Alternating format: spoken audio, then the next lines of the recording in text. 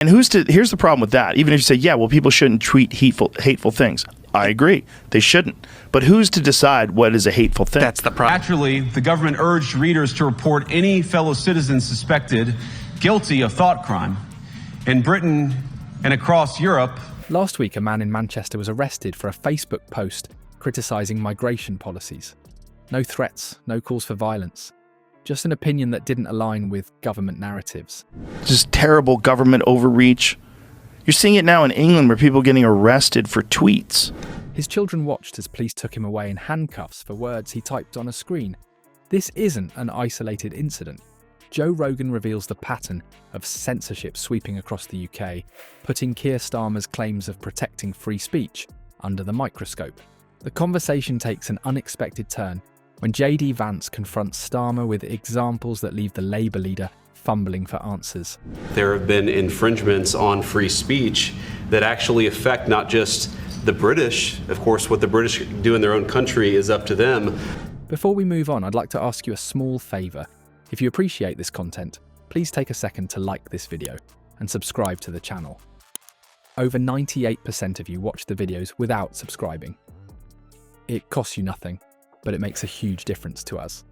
So, did you click the subscribe button? Great. Thank you so much. Now, back to the video. Imagine living in a country where posting your thoughts online could lead to police knocking at your door.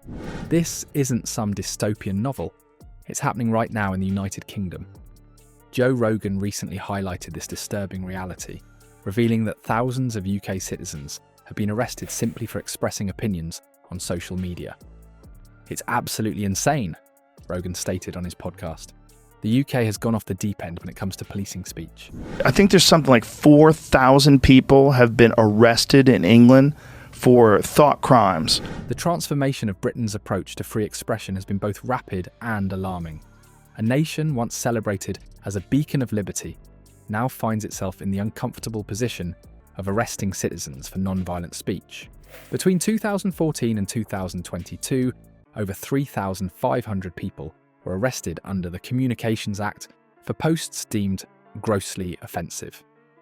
A deliberately vague standard that gives authorities enormous discretion.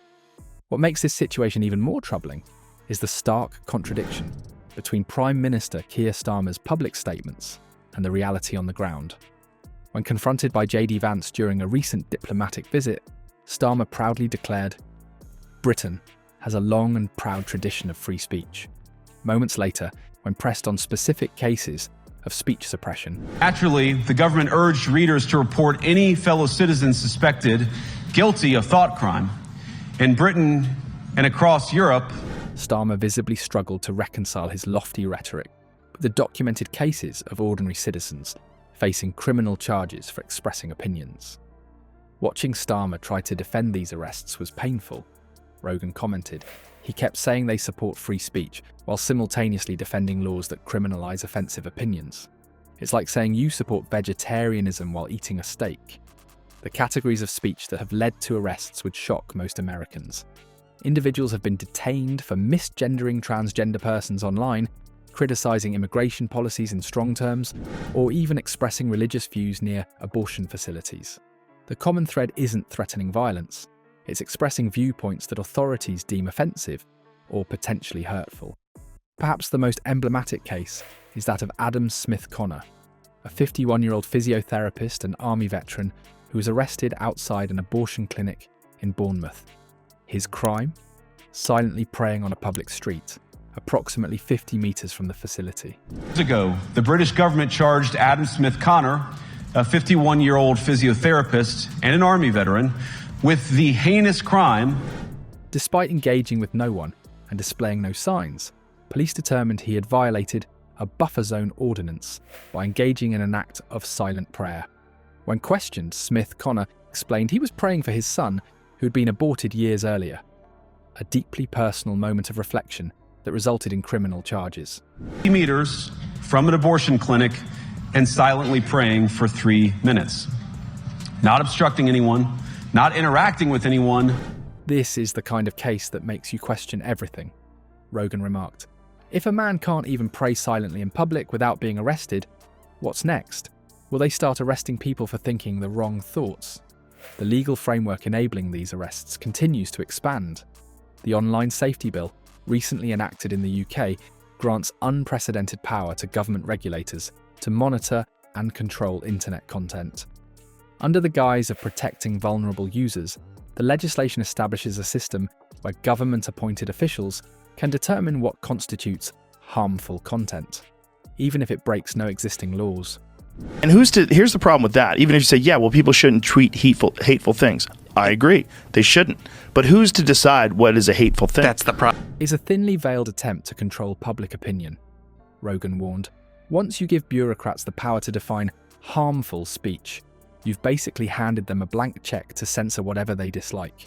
The retreat of Europe from some of its most fundamental values shared with the United States of America. When JD Vance confronted Starmer about these issues during their meeting, the exchange quickly became uncomfortable. Vance cited specific examples: the prayer arrest, social media policing, and the new Online Safety Bill, asking how these actions aligned with Britain's supposed commitment to free expression. According to those present, Starmer struggled to provide coherent responses, falling back on vague assurances rather than addressing the concrete cases presented.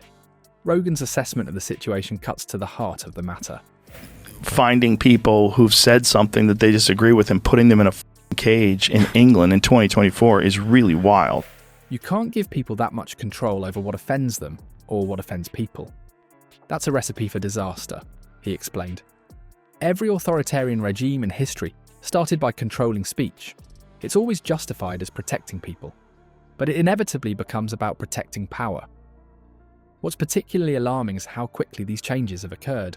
Within just a few years, the UK has transformed from a nation that championed free expression to one where expressing the wrong opinion can result in a criminal record. In his remarks at the Munich Security Conference, Vice President Vance condemned free speech violations in the UK, particularly. This rapid erosion of rights demonstrates how fragile liberty can be when security and comfort are prioritised above freedom.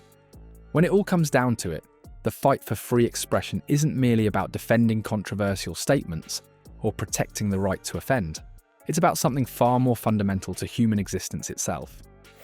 Joe Rogan cuts straight to the heart of this matter with his profound question: why be alive if you can't even think or say what you want?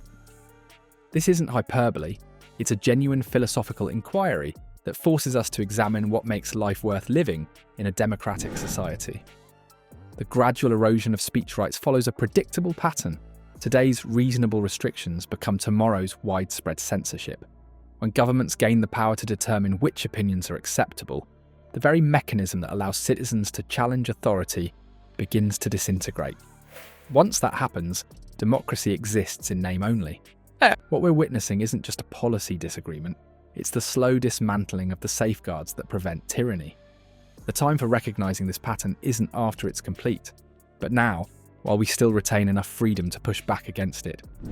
The alternative is a society where genuine debate disappears, replaced by an approved range of permitted thoughts.